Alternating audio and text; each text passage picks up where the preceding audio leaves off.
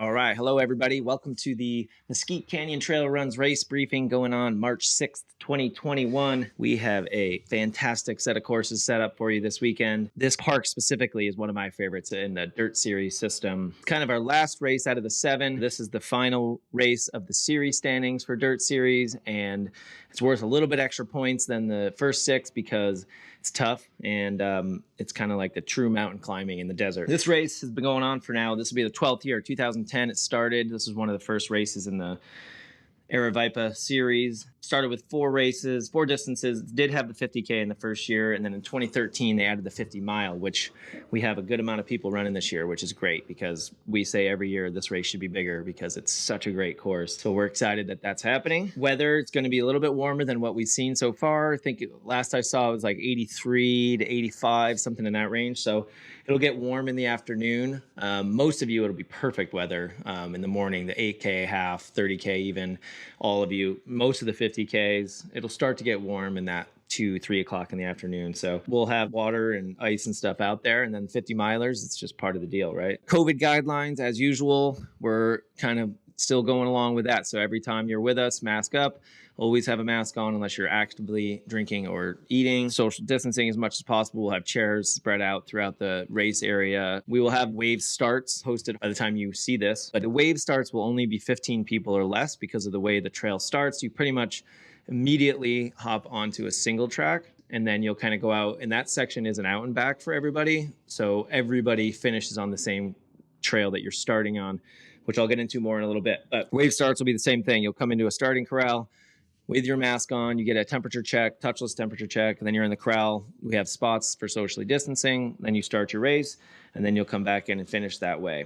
That same thing, like that first section, I think it's just over a mile where everybody comes back in on an out and back. So there, and then there's other parts along the course. So Goat Camp, for example, where the 30K, 50K, 50 mile, all 3 of you hit that in 2 different directions, and parts of Mesquite Canyon Aid and the Waddell Trail. So that's the 8K, half marathon, 30K. You'll all kind of be overlapping in a way. We have it spread out a little bit, just the way it works out. There's going to be some overlap with runners. So just be courteous. If there's a group of you, put your mask up, your face covering, whatever it is. Just be courteous as you go down the single track. There's certain parts where you might have to pull off, and we just ask that everybody kind of does their part to make sure it's not a jumbled up mess and people have a good time and a good experience. And if you don't know, it's the right of way is going uphill.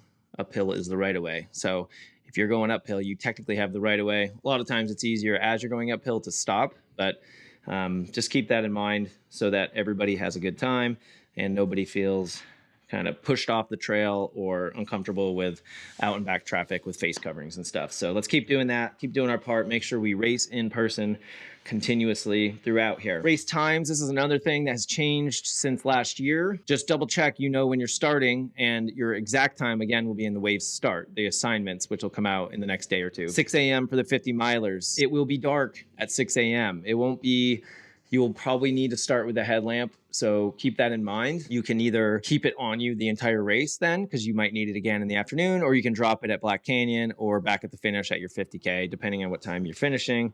But just keep that in mind at the start. We don't want anybody rolling an ankle or something before you even get going.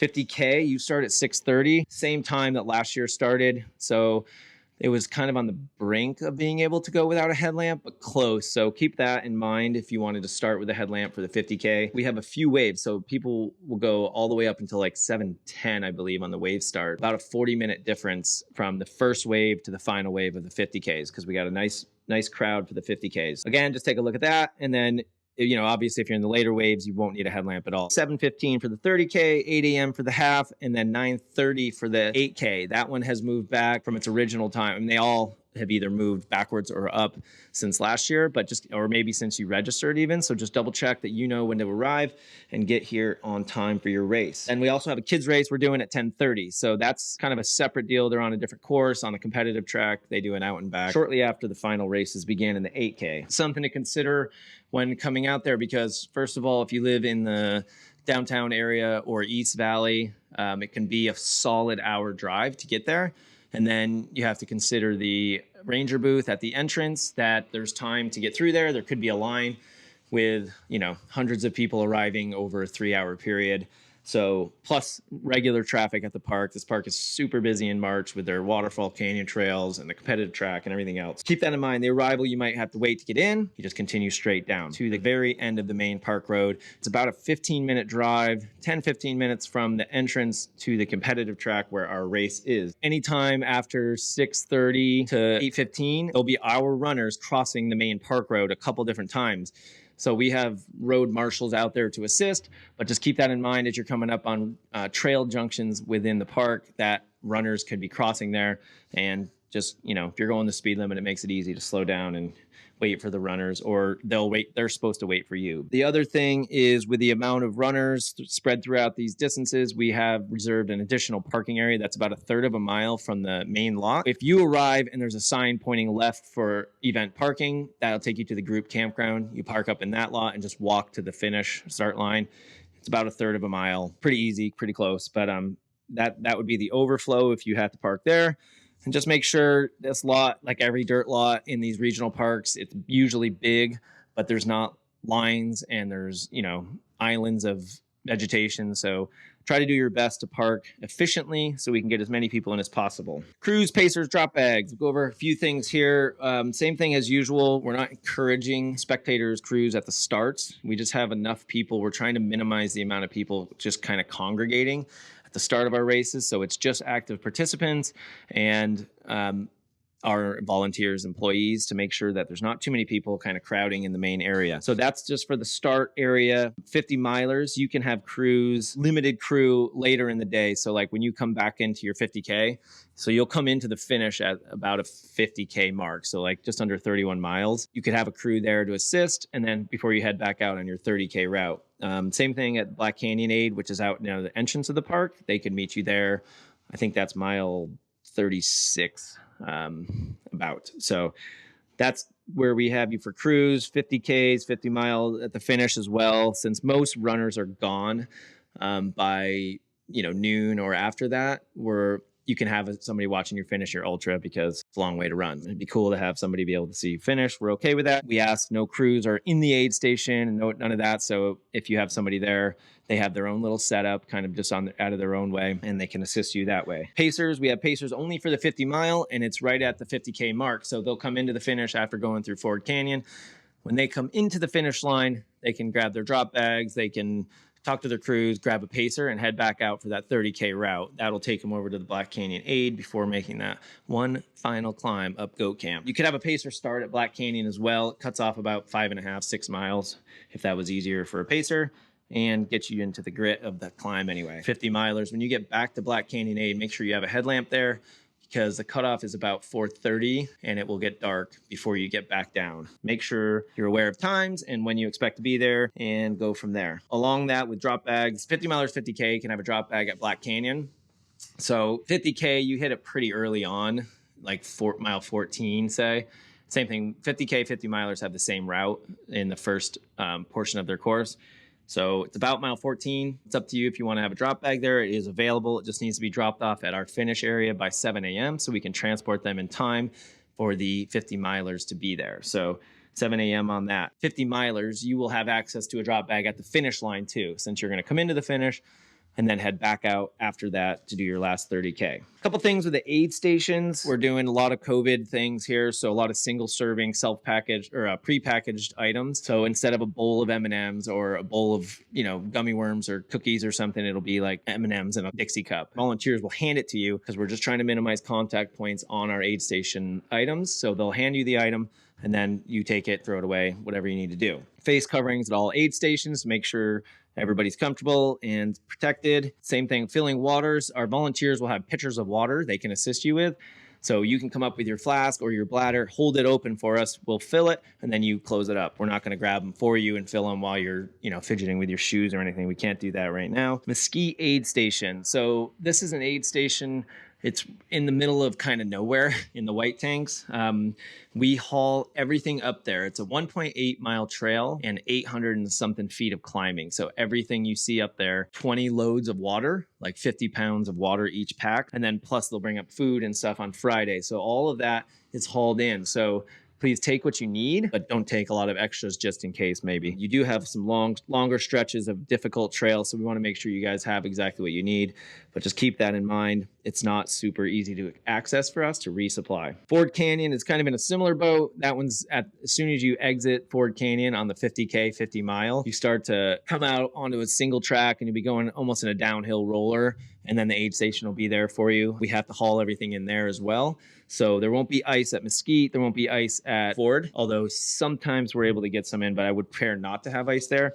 Nice thing with the Ford Canyon aid is it's just about 2 miles to the finish. So then we have everything you can possibly need there. One other thing about the Black Canyon aid station, I've touched about them a couple times with the Pacers and Cruise and drop bags. That is a really short out and back that you have to hit. It's easy to probably miss, although it'll be signed well, as we always try to do. So we're like the 30K is coming around from the bottom, and you're going to have to make a right before you continue straight. So you got to follow your signs to make sure you hit that aid station. It's mandatory. You have to hit it, and it has a timing point that if you miss, we will know. So everybody needs to hit that in the 30K, 50K, 50 mile. And 50 mile, you'll hit that twice as you come through there on your second 30K loop.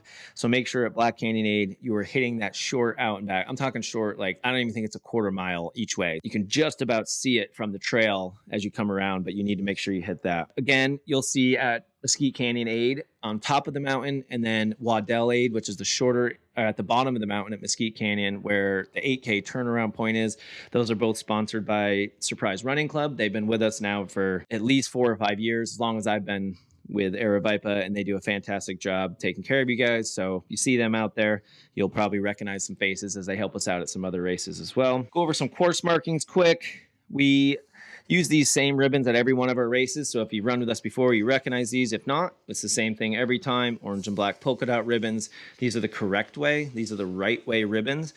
This time, since they're night running, you will have these reflective medallions hanging from the bottom of these. This helps shine on your headlamp, makes it a lot easier to see as you go along. So orange and black polka dot is the correct way. We also have pin flags because there's a lot of places where there might not be bushes. They have an Aravaipa Running stamp on them, and you can see the little reflective medallion on here as well. Real quick on these pin flags, there's a spot. This is for the 50K, 50 mile as you're going into Ford Canyon. This is one of the coolest spots of the entire course. As you go along, you'll hit the Mesquite aid station the second time as you come back through after hitting Goat Camp, and then you go through Willow Canyon, which is a really pretty sweeping view canyon, and then you head out to Ford Canyon from there. As you get into Ford Canyon, you're going to go down this long descent, and then you kind of land in a dry riverbed, and it just opens up, and it's wide, and it could be anywhere from 10 to 30 feet wide, say, and it's washy, so it's sandy, or it'll be just big rocks that you have to climb over. We do our best to mark it, but at times, as long as you're in the canyon,